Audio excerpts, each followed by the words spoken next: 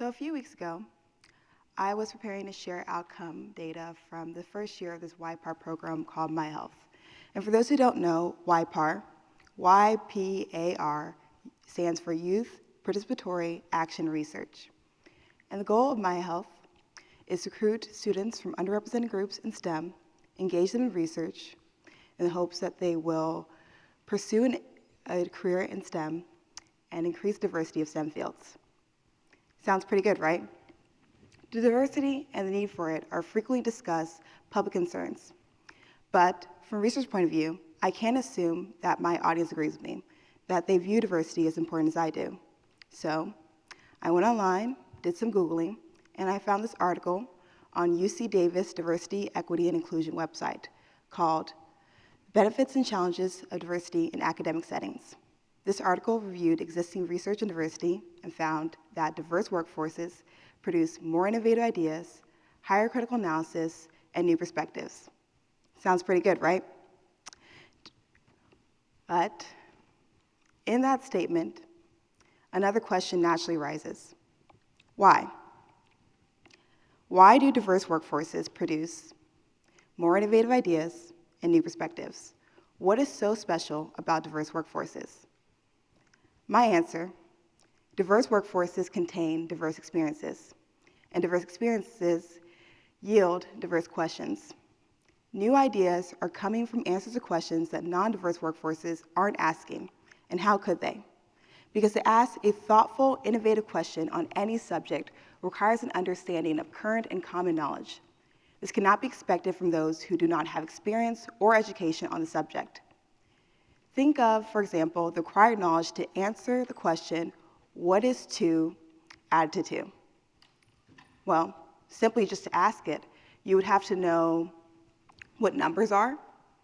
You would have to know what the number 2 means in English, what sum means.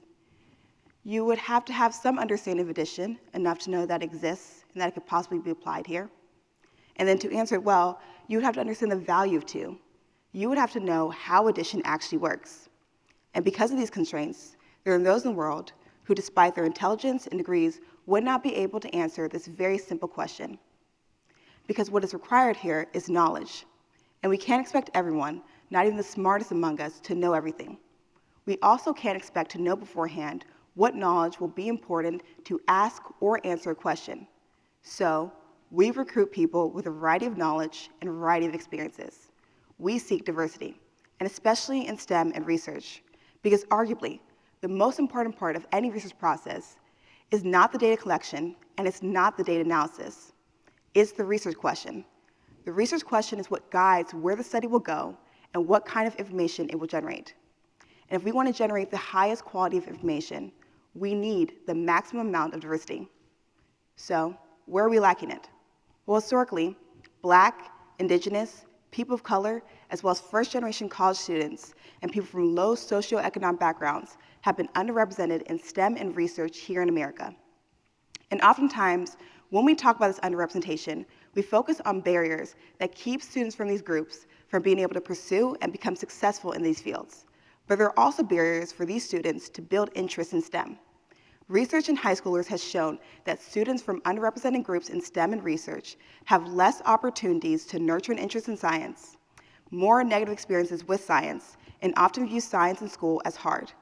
This is extremely worrisome because high school and adolescence are critical periods for identity development. This is when young people are deciding what career paths they should take based on their understanding of their values, their skills, and their interests. And if we want more people from these groups to participate and join STEM fields, we need to find a way to overcome this barrier of interest. And we can do this through YPAR, YPAR, Youth Participatory Action Research. Through YPAR, young people can develop research skills, build an interest in science, and find answers to questions that matter to them and their community. Just this month, students from this very institution, as well as another in rural Appalachia, conducted research studies as part of a YPAR program called YBC, Youth Built Change. These students cover topics from discrimination to substance abuse, to barriers for men to access mental health care, negative home life experiences, and even challenges for businesses to move into their local areas. In just 1 year, these students got their communities real answers to the questions that matter to them.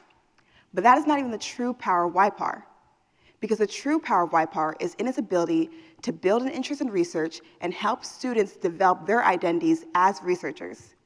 And if you would like proof of that, you can look no further than me. Hello, my name is Blessing, and I'm a researcher.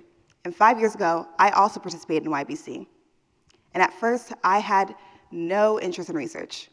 All I knew about research was from science fiction movies. There's a lot of test tubes and beakers and really smart people asking really complex questions.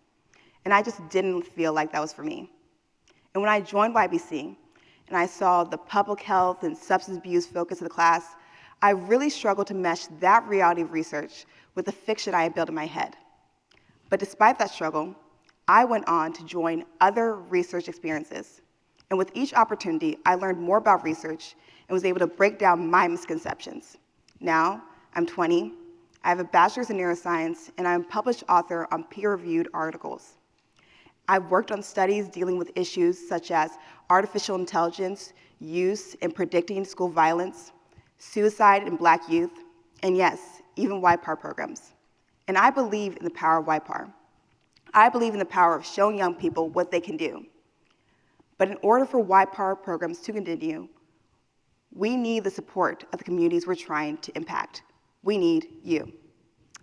So, the next time you hear that word, YPAR, please listen up and do your best to support it, whether that means support sharing the research, advocating for others, for other young people to join, or participating in these studies yourselves.